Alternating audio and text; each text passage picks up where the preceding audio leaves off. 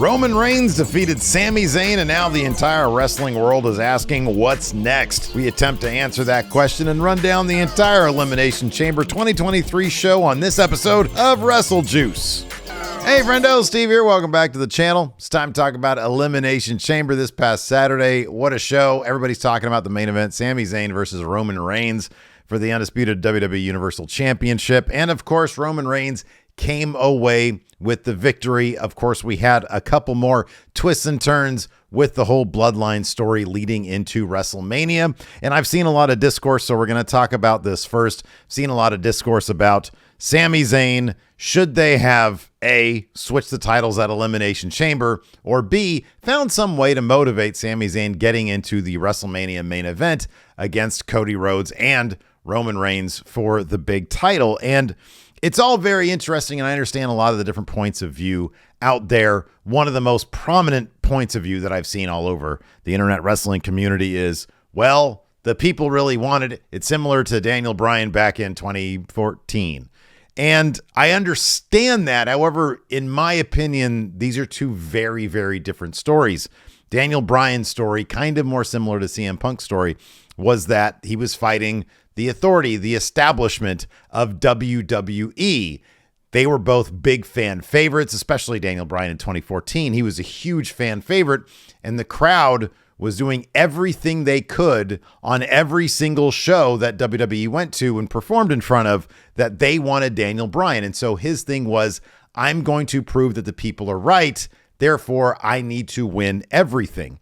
This is an entirely different story than that. Roman Reigns is not the authority. He's basically the mob boss of the WWE, and that changes things quite a lot. I guess big picture wise, the reason why I don't feel Sami Zayn needs to go on to the main event of WrestleMania, even though I understand this is wrestling. Wrestling stories play out on the big stage with wrestling titles on the line. I feel like what they're doing here is unique. It's an abnormality. We have never seen a story this ambitious, this complex with characters. Just look at Jey Uso's performance when holding that chair near Roman Reigns last night. That tells you everything you need to know about the Bloodline. We have not seen performances like this in pro wrestling, at least in modern televised pro wrestling. I don't know what they do in other parts of the world. Maybe there have been others in the past, but I'm just talking about what I know of. Popular North American pro wrestling. There hasn't been a story that's been told like this in the history of pro wrestling. It's funny, over at Going in Raw, we had posted a community thread question where we asked people, hey, what's the best story ever told in pro wrestling? And all the answers were sort of the normal ones. The Mega Powers, the Festival of Friendship was in there, and a couple others that you guys would know. And none of those stories compare to this. They simply don't. And so what I would prefer to look at is, who are the most interesting characters in this story? Clearly it's Sami Zayn and it's Jey Uso. As the audience, shouldn't we just care about what they're going to do next, as opposed to what we feel they should be doing? I've seen people, of course, say that Jey Uso should also be the one to beat Roman Reigns for the Universal title, but you also have to look at the motivations of the characters. Sami Zayn only cared about the Intercontinental Championship back when he was doing the conspiracy theory stuff, because he thought that's what would give him what he's wanted for so long: respect. Jey Uso has never really cared. He cares about his titles in as much as they make him feel like he's his own man, even though he knows he's not. Jey Uso's bigger motivation is he wants to be his own man, not under the thumb of Roman Reigns. That's why he's so mentally torn apart and mentally anguished. Jimmy has a better way of dealing with it. He seems to be sort of disconnected oftentimes, whereas Solo doesn't say a word and he just sort of does what his older brothers and Roman has him do. So everybody has their own motivations. You have to look at those motivations for the story. Now, where is this going to go from here now that Roman Reigns has beat Sami Zayn, but Jey Uso wouldn't attack Sami Zayn? Jimmy had no problem doing that. where does that lead from here? I still think ultimately it leads to Kevin Owens and Sami Zayn taking on the Usos at WrestleMania for the tag titles. And when Jay sees that those titles have been taken from him, the one thing that he has to his name, to his credit, that he can say, I'm my own man, when that's taken away from him, and he understands that Roman's way is not the way. He's now had everything taken from him, and Sami Zayn and Kevin Owens, who have stuck by each other through all the strife and conflict they have had between each other, they're still bonded by family. They're going to win at WrestleMania. The next night at WrestleMania, Jey Uso will probably band his actual brothers together and just basically boycott Roman Reigns, the Cody match. So Roman won't be able to cheat to beat Cody. Cody will be on a level playing field, and Cody will win those championships. That's just me sort of speaking as to where I kind of see this going. I got sort of the details of last night incorrect with my own predictions. However, sort of the broader strokes were there. Roman wins, and Jey Uso, but Jey didn't turn on Sami, so at least there's that. He also didn't attack Roman. But no, a phenomenal match, Roman Reigns versus Sami Zayn. And that's just, it just sort of speaks to, it's not as though the match was like, oh, wow, look at these cool moves. It was all about the story playing out in the match. Roman Reigns at this point is kind of unmatched when it comes to his in-ring dialogue. All the shit that he talks, all the stuff he was saying to Sammy's wife, to Sammy himself. I elevated you. I tried to give you a good life. I tried to put food on your table. I tried to provide for you. And this is what you do to me. You've ruined my life. You've ruined my family. It's very manipulative. It's very interesting. It's very complex stuff. And it's absolutely fantastic to see this in the world of pro wrestling. So yeah, the match from a storytelling perspective was absolutely phenomenal. I understand the idea that, hey, the crowd really want to see a title change. That was never going to happen at an Elimination Chamber. That simply wasn't going to happen. You got to go big. You got to go WrestleMania. And the crowd really, really likes Cody Rhodes. And if Sami Zayn gives Cody Rhodes that same sort of validation or the blessing, if you will, if they're smart on Raw tonight, they'll have Cody Rhodes, if Sami shows up, they'll have Cody Rhodes say to Sami Zayn, hey, do you want to see if we can make this a triple threat at WrestleMania? And Sami will turn him down and say, no, it's up to you now, and give Cody a pep talk. They need Sami to endorse the match at WrestleMania. And I think he will, because I think that's going to be part of his story. He's going to have to give up something. And if Cody offers that somehow, some way, and Sami says, no, what is it doing? It's adding respect to Sami Zayn's character. He's changing, he's learning, and that's what we need ultimately from those characters. His reward in the end is going to be the tag titles, but more what they represent. That sticking to your family, tried and true, like the Fast and Furious shit, I guess, is the way to go. And he's going to be a person who's seen with a lot of respect. He already is. Like, we see that playing out right now. He's going to have that. He's going to have that respect. Jey Uso's prize after WrestleMania is going to be being his own man, being as I said in that goofy video where I did all my WrestleMania, my Elimination Chamber pitches. It's going to be Jey Uso being sort of the new tribal chief, but just leading the Usos in solo away from Roman Reigns. So I think that's going to be their bigger prizes than simply WrestleMania taking the Universal titles, the Universal title and the WWE title from Roman Reigns. That's for Cody, but he has to do it on an even playing field. That's where the Usos, that's where Jey Uso comes in. That's my take on the main event. No, phenomenal stuff. Really great stuff. So yeah, Roman got the win. Like I said, though, in the prediction stuff, 2 ref bumps. They didn't hit Sami in the head with a title.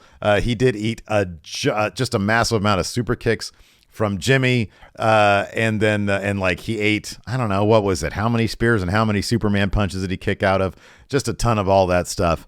And yeah, it was really, really good stuff. Let's talk about some of the other matches on the card. There was one, and you guys know which one it was, that really was sort of left like really? Why would they do that? Taste in my mouth. But first, before we get to that match, let's talk about the women's chamber match. Of course, Asuka won. She didn't do the thing where she eliminates everybody. I'm kind of glad they didn't do that, though, simply because come on, other people are in this match. They need to have moments as well. And it'd be kind of weak for them to have Asuka beat everybody. Although I kind of still would have gone in that direction. Everybody looked great, though. Liv Morgan had that awesome sunset flip powerbomb moment with Raquel Gonzalez. And in order to eliminate Liv Morgan, she needed 2 submission moves placed on her at the same time, and they gave her the pass out elimination. So she was eliminated because she passed out from the pain with a little smile on her face. I like that they're keeping that up with her character. So I thought Liv Morgan had a good run, but everybody had a good showing in the Women's Chamber match. It was a really fun, well-booked match. Raquel, Carmella, Natalya, they all had good showings during their spots. And I thought it was good. And that's one thing that I've talked about over at Going in Raw is that with all these characters here, with all the characters in the men's chamber, everybody in Judgment Day, Edge, Beth, everybody on the card, everybody seems to, in WWE now under Triple H, understand much better who their characters are. And so they have the freedom to then play within the bounds of those characters. And that's what I appreciate. Let's talk about the men's chamber match. I'd like to think that this performance in the match from Bronson Reed is going to help him get some sort of crowd reaction, because at this point he gets 0 crowd reaction whatsoever. He had a couple of really cool moves in the Elimination Chamber, and I hope they're able to build on this momentum, maybe give him some time on the mic, or maybe involve him in more stories going forward, because now he's in none whatsoever. He came in as a paid mercenary for The Miz, and then after that, he just sort of beats people up, and that's it. He's a very impressive wrestler. He beat Okada, and I feel like they should feature him in some stories of some sort. Montez Ford. Clearly, I was shocked at how much of a transformation. The thing about Montez Ford is that this was proof positive that a repackage does everything for a person. I go back to Big E's WWE title victory, whenever that was, a year ago, 2 years ago, whenever that was, the Money in the Bank win, and how they didn't really endeavor to change him from New Day guy to his own man. I know they gave him like his own solo theme song, but he still just came off like one guy from the New Day and the other 2 guys are gone. And I always felt that Big E was given the short shrift because I feel like he needed some sort of repackage to go along with his solo run. Montez, with that outfit that he wore at the Elimination Chamber that Bianca Belair made up for him, that jacket was amazing. He didn't come out wearing Street Profits gear. He came out wearing his own gear. And I could see this guy now as a solo star. I could see this guy as a WrestleMania main eventer in 2 or 3 years. But they could pull the trigger on his solo run at any time. They really should use his performance in the Elimination Chamber to do that. I think that'd be a really smart move, whether it's, Angelo Dawkins gets jealous that he was in Elimination Chamber, or they just split up without fighting. Maybe they say, hey, we need to go solo and we can't do that while we're on the same brand. And so they request a brand split for each other. I don't know, something. But Montez Ford definitely had a great showing. But visually speaking, you can see this guy as his own solo star. And I like that that's what, dude, it just takes a coat of paint and you can get that done. It's pretty cool. The Logan Paul thing happened. So Seth Rollins and him are obviously definitely having that match at WrestleMania. I can't say necessarily I'm looking forward to. I know it's going to be a really good match. And somebody in our Going in Raw chat had this right. It's kind of like Shane McMahon matches.